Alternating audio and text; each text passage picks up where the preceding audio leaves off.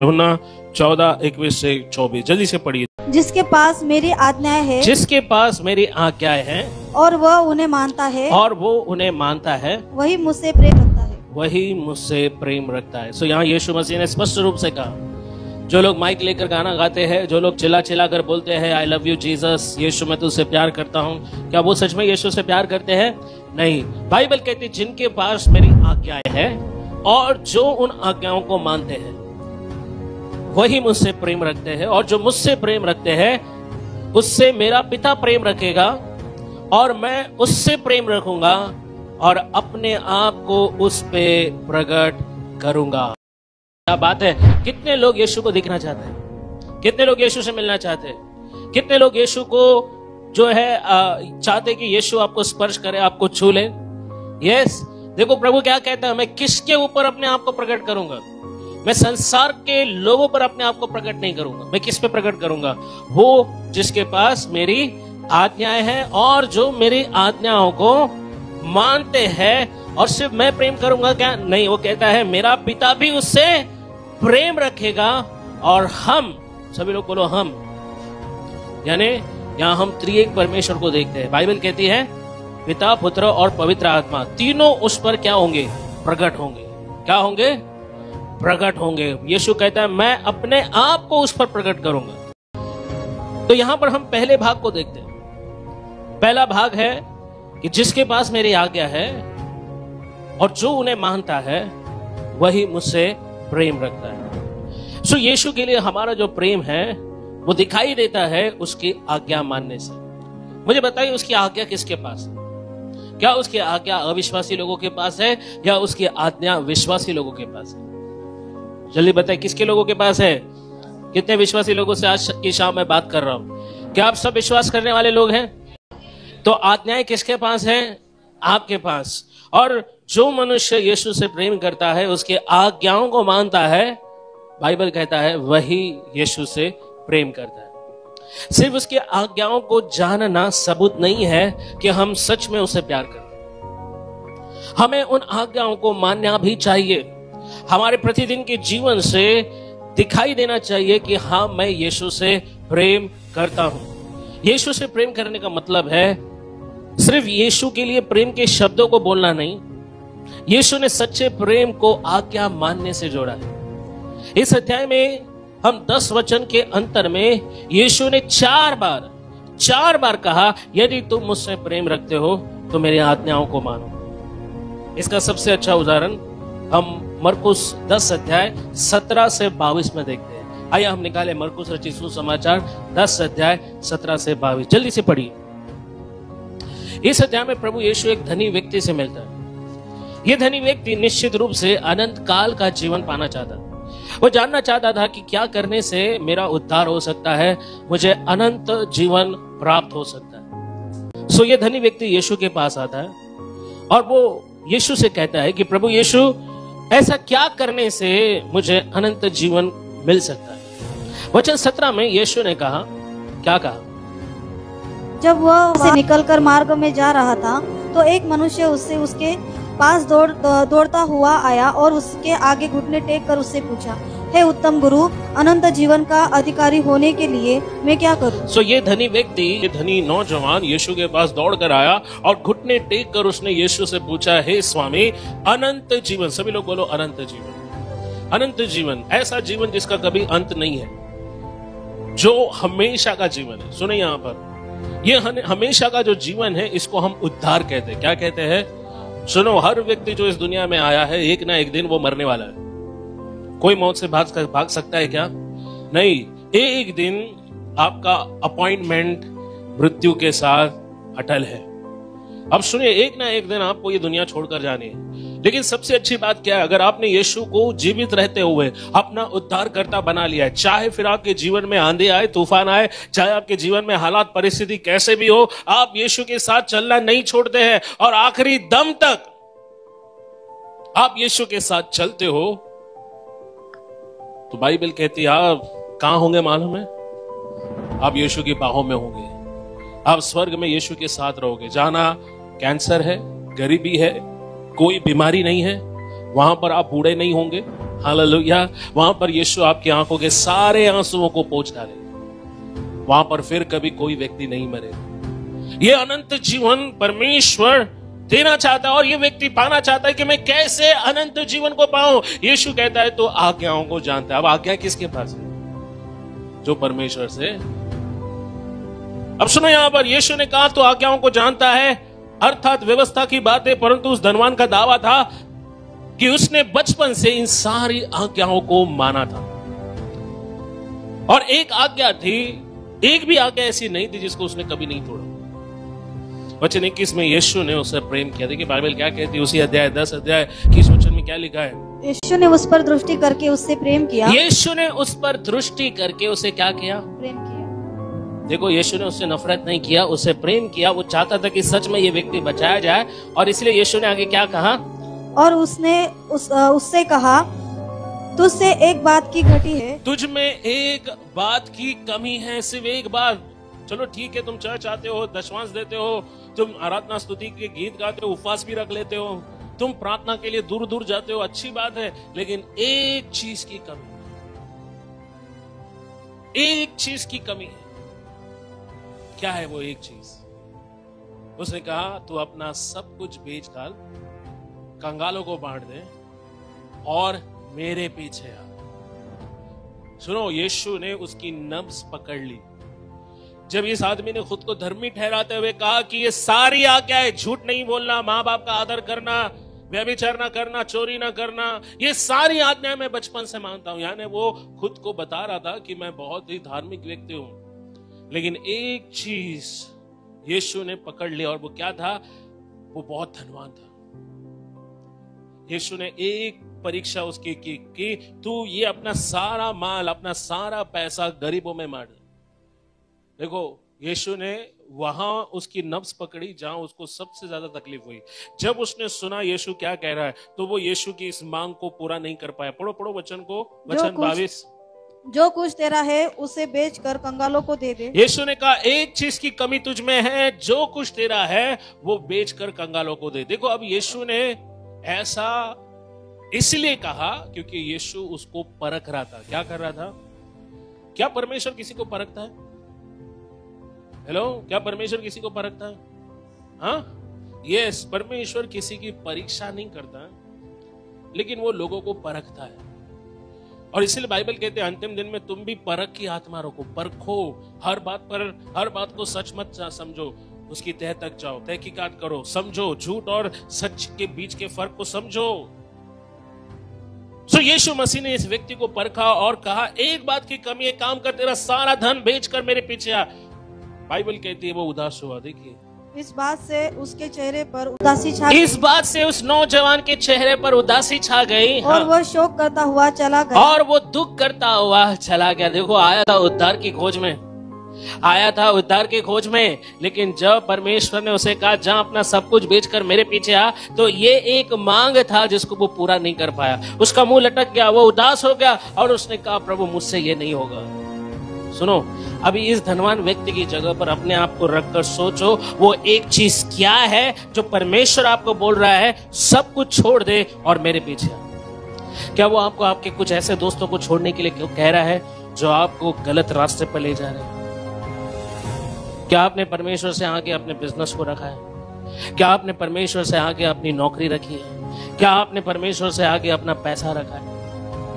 आज कई लोग दावा करते हैं कि वो परमेश्वर से प्रेम करते हैं, लेकिन वो परमेश्वर को समय नहीं देते। क्या वो सच बोल रहे हैं? सुनिए, यहां पर इस धनवान ने इस तरह अपने स्वार्थ और लोभ के कारण परमेश्वर की पहली आज्ञा तोड़ दी। और वो पहली आज्ञा क्या थी? परमेश्वर ने कहा था तुम मुझे छोड़ किसी दूसरे को क्या नहीं बनाना। 10 आज्ञा का पहला आज्ञा क्या है बताओ? क्या है पहला आज्ञा? कि मुझे छोड़ तुम दूसरे को ईश्वर करके ना मानना। अब इस व्यक्ति का प्रेम, इसका दिल किसमें अटका था? किसमें अटका था? अब आप जिसको सबसे ज्यादा प्यार करते हो वो आपका ईश्वर बन जाता है, वो आपका खुदा, आपका भगवान बन जाता है। कुछ लोग अपने बिजनेस से, कुछ लोग अपने पैसे से, कुछ लोग अपनी नौकरी से, कुछ लोग अपने पेशे से, अपने करियर से, अपने स्कूल कॉलेज की पढ़ाई लिखाई से, अपने दोस्तों से, यीशु से भी ज्यादा प्रेम करते। सोचो अगर इस धनवान की जगह यीशु ने आपसे कहा होता कि ये सब छोड़ और मेरे पीछे आ, तो क्या आप वो सब छोड़ने के लिए तैयार है जो आपको परमेश्वर से भी ज्यादा प्रिय है?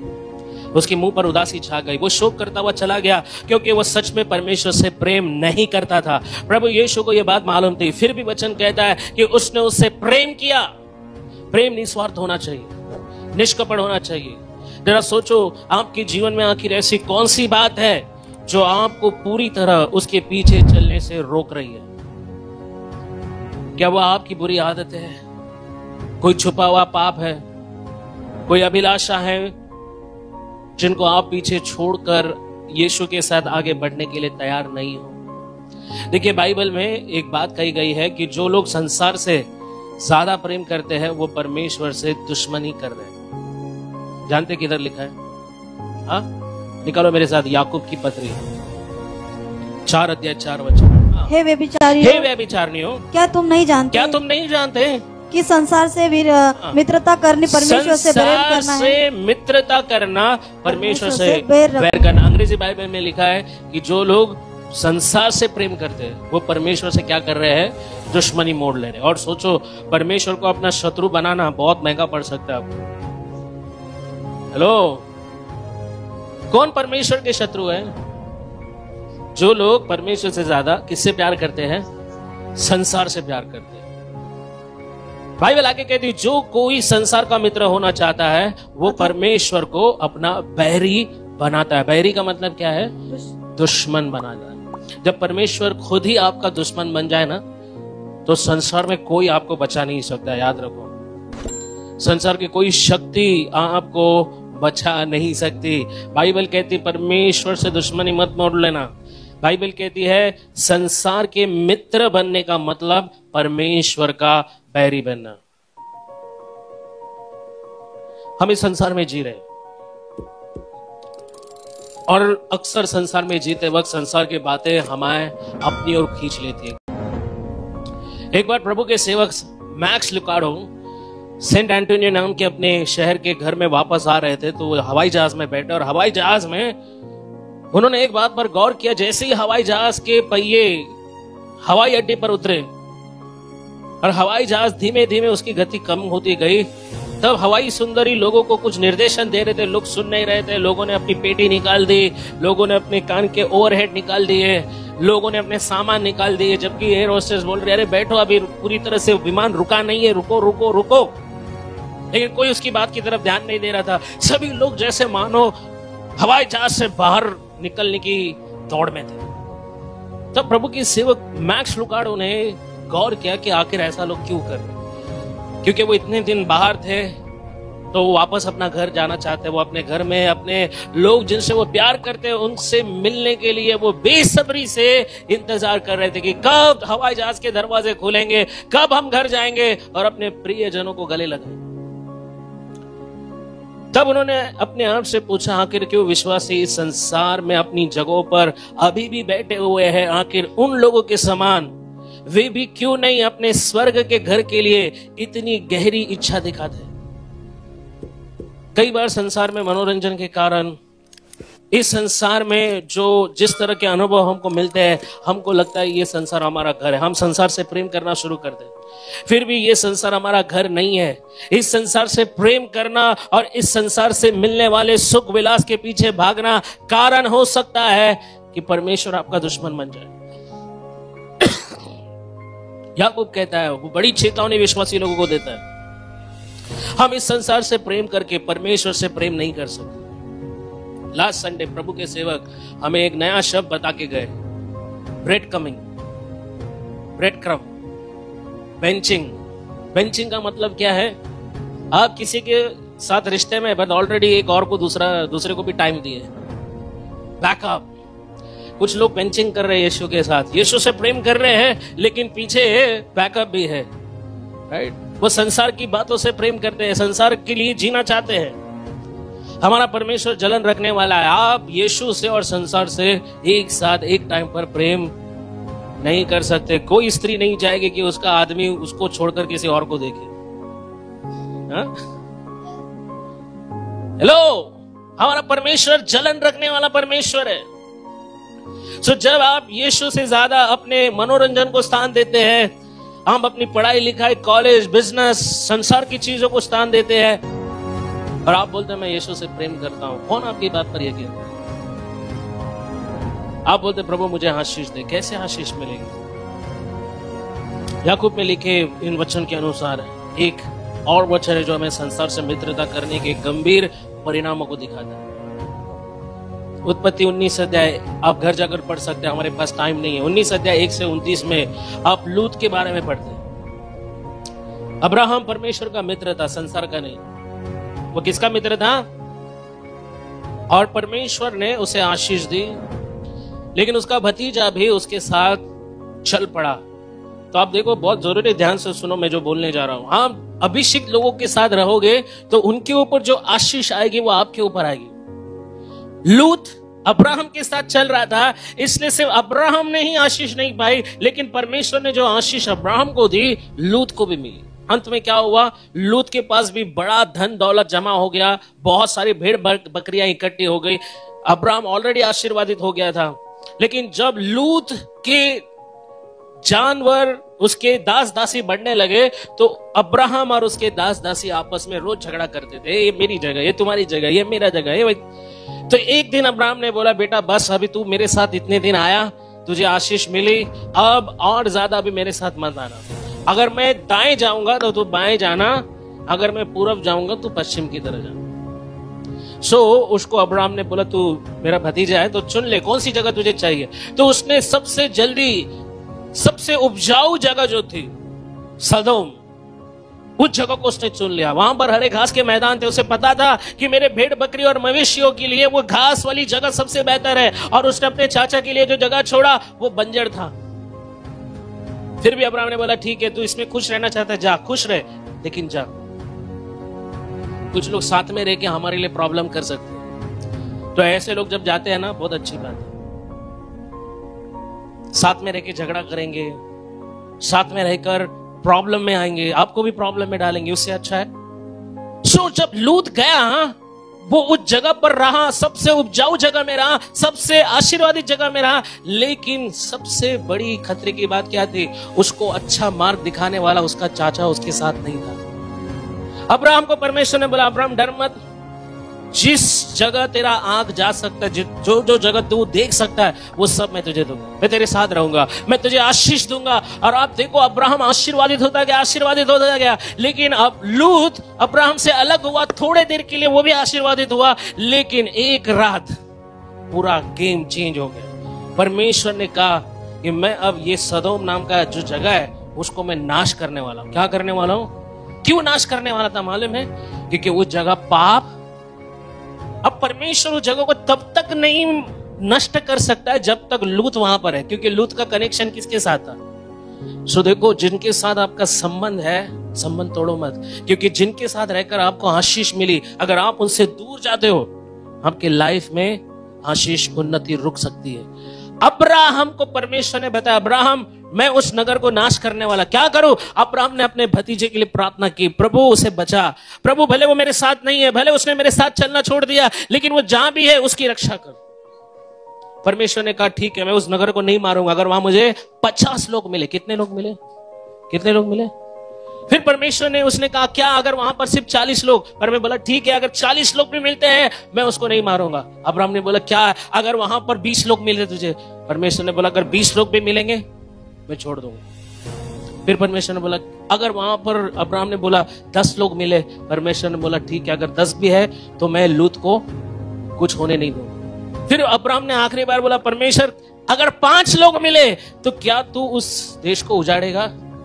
प्रभु ने बोला, मैं छोड़ दूंगा, मैं किसी को नाश नहीं करूंगा। पर वहां पर एक ही धर्मी व्यक्ति था, धर्मी नहीं बोल सकते उसको हम लोग, बट क्योंकि उसका संबंध अब्राहम के साथ था, लूत, परमेश्वर ने उस नगर को मारने के पहले, नष्ट करने के पहले स्वर्गदूत को भेजा। किसके पास भेजा मालूम है? और बोला, लूत कल सुबह 4 बजे ये जगह का सत्यानाश होने वाला है, उठ, तेरी पत्नी, बच्चे, जो भी है सबको ले और इस नगर से भाग जा।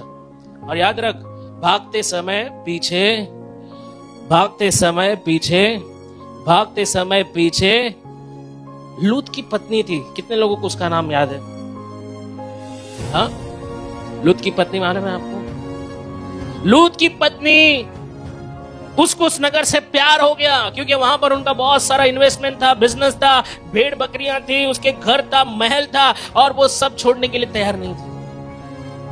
स्वर्गदूत ने बोला, देखो बाहर निकलो, सूरज का पहला किरण जैसे ही इस धरती को छुएगा, आग के गोले इस जगह पर पड़ेंगे, पूरा राख हो जाएगा। तुम लोग को अगर जिंदा रहना है, भागो इधर से।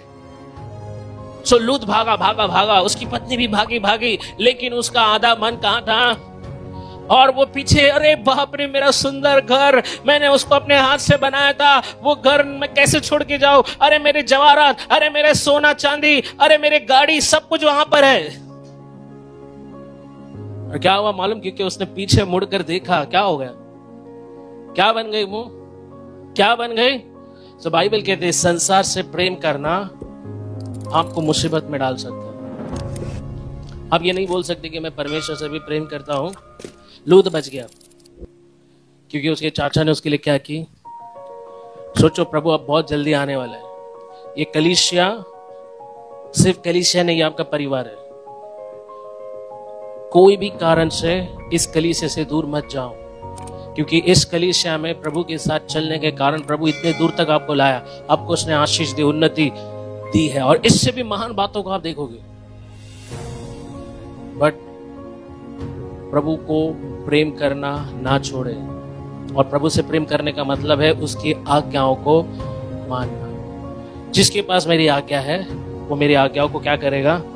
मानेगा। और जो मेरी आज्ञा को मानेगा, यीशु ने क्या कहा? मैं उस पर अपने आप को प्रकट करूंगा। यूहन्ना, लास्ट में हम यूहन्ना में आते वापस, यूहन्ना 14:22 को पढ़े। यीशु कहता है, मैं उससे प्रेम रखूंगा, अपने आप को उस पर प्रकट करूंगा। क्या कभी आपने सच में ऐसी कामना की कि काश मैं यीशु को छू पाता, काश मैं यीशु को स्पर्श कर पाता? परंतु परमेश्वर की योजना महान है। वो अपने आप को केवल शारीरिक रूप से रखने के बजाय उसने पवित्र आत्मा के जरिए हमेशा आपके साथ रहने का वादा किया। ये बात यहूदा समझ नहीं पाया। इस अध्याय में अगर आप आगे पढ़ो, यहूदा ने कहा, मुझे पिता को दिखा। यीशु ने कहा, क्या बोल रहे हैं? मैं इतने दिन से तुम्हारे साथ हूं और फिर भी बोल रहे पिता को दिखा। जिसने मुझे देखा। तीसरी और लास्ट बात, यीशु कहता है, जो मेरी आज्ञाओं को मानता है, मुझसे प्रेम रखता है, मैं उस पर अपने आप को क्या करूंगा? क्या करूंगा? माता पिता अपने बच्चों को बहुत अच्छी तरह जानते हैं। हमारे बच्चे कई कारणों से हमारी बात मानते हैं। जरूरी नहीं कि उनको हमसे प्रेम। बच्चे आज्ञा मानते हैं ताकि जो उनको चाहिए वो उनको मिले। हाँ, कई बार हमको बच्चों को लालच देना पड़ता है।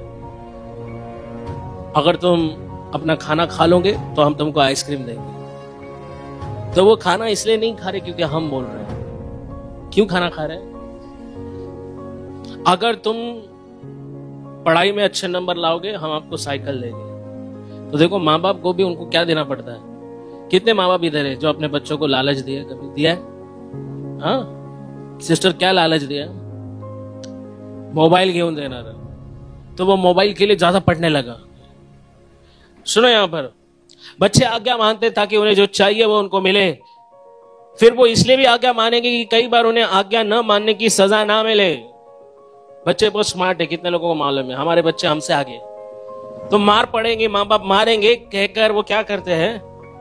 वो पीछे कदम हटा लेते। वो सारी बातें मारेंगे क्योंकि उनको मालूम है मैंने तो माँ बाप मारेंगे। कई बार हमको दंड ना मिले, इस डर से भी हम परमेश्वर की आज्ञा माने। परमेश्वर नहीं चाहता कि आप डर के कारण उसकी आज्ञा माने। वो चाहता है कि आप उससे प्रेम करते हो इसलिए उसकी आज्ञा माने। जब हम उससे प्रेम करेंगे तो वो वादा करता है कि वो हमारे साथ निवास करेगा। क्या? कौन करेगा निवास? कौन निवास करेगा? कितने लोग चाहते यीशु आज आपकी रात आपके घर आए? चाहते आप लोग? तो क्या करो? उसकी आज्ञा मानो। वो जो बोलता है वैसे चलो, यीशु आपके घर आएगा। और बाइबल कहती है वो सिर्फ घर ही नहीं आएगा, वो आपके साथ क्या बोलता है? निवास करेगा। क्या करेगा? निवास करने का मतलब क्या? वो आकर वापस नहीं जाएगा। हाँ, वो आपके साथ रहेगा। सोचो, जब यीशु आपके घर रहने आएगा तो आपके घर के वातावरण हालात क्या हो जाएंगे? घर में झगड़े होंगे, घर में कोई रोएगा, बीमार पड़ेगा, घर में कोई तकलीफ आएगी, आफत आएगी? नहीं। क्यों? उस घर में कौन है? उस घर में कौन रहता है? यीशु मसीह रहता है। देखो, जिस घर में विश्वासी भाई बहन लोग शाम को प्रार्थना करते हैं, अपने पत्नी बच्चों को लेकर आराधना स्तुति के गीत लगाते, घर का पूरा माहौल चेंज हो जाएगा। यीशु के लिए क्या आप अपने घर को तैयार कर रहे हो? कल्पना करें उस घर में जहां यीशु रहेगा, क्या उस घर में कभी कोई कमी रहेगी? क्या उस घर में कोई बीमार पड़ेगा? क्या उस घर में झगड़े होंगे? जवाब है नहीं। तो क्या आप सच में यीशु से प्रेम करते हैं? हेलो, मैं आपसे पूछ रहा हूं, क्या आप यीशु से प्रेम करते हैं? यस और नो? यस। तो परमेश्वर की आज्ञाओं को माने।